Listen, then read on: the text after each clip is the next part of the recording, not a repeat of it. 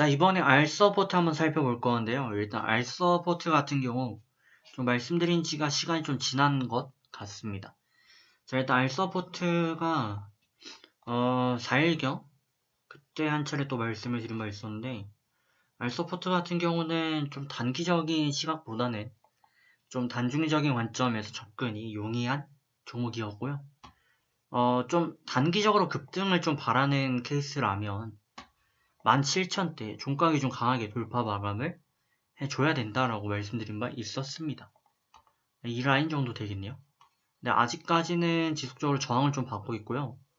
근데 분명 돌파하게 되면 이게 순환매가 또 돌아갈 수밖에 없습니다. 알서포트가 결국에는 코로나 이슈와 밀접할 수밖에 없고, 지금 뭐 저택근무 관련 기업들 또 굉장히 잘 가는 건 잘 가거든요.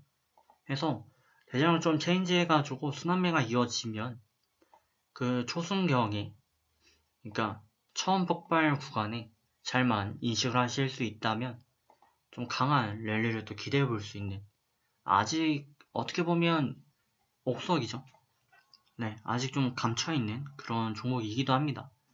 해서 뭐 월 초와 크게 달라진 건 없지만 그래도 코로나나 여러 가지 상황이 좀 달라졌기 때문에 한번 살펴볼 거고요. 그 전에 기업에 대한 상세 내용 다시 한번 상기해보고 넘어가겠습니다. 자, 알서포트입니다. 원격 기술로 세상을 하나로 만드는 기업이다 라고 기업 내용이 나와 있습니다. 알서포트의 경우 뛰어난 클라우드 기술을 기반으로 PC와 모바일 등등 이런 걸 활용해 사물을 통한 IoT 기술을 선도하고 있습니다. 원격 지원, 원격 제어 등 이런 사업 영위하고 있죠. 2010년도 처음 설립되었고요. 11년도 상장했다고 나와 있습니다. 작년을 기준으로 280억대 매출액 기록했고, 매출액과 별개로 코로나 포스트에 맞물려서 기업의 가치가 굉장히 높게 뛰었고 시총은 8,600억대 넘어갑니다. 오늘 관련한 이슈를 받는 거는 뭐 여전히 비대면 업무 해서 언택트 등등, 아무래도 기업 자체가 원격 지원, 원격 제어를 서비스를 제공하고 있기 때문에 관련 이슈를 받을 수밖에 없습니다. 자, 하지만 지금은 좀 고착화되어 있는 모습이 되겠고요. 3월경만 해도 2,300원대 불과했던 종목인데 한때 뭐 10배까지 올라왔으니까요. 쉬어가는 건 어떻게 보면 당연합니다.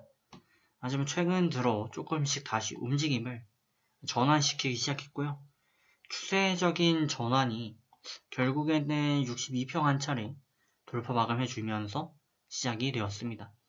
지금 전체적으로 봐도 상승형 쌍바닥 변형된 모습을 보실 수가 있고, 조금 오버해서 보게 되면 역헤드한 모습도 보실 수가 있습니다. 일단 지금 갈수록 뭐 앞으로 좋은 신호들은 계속 쌓여가고 있습니다.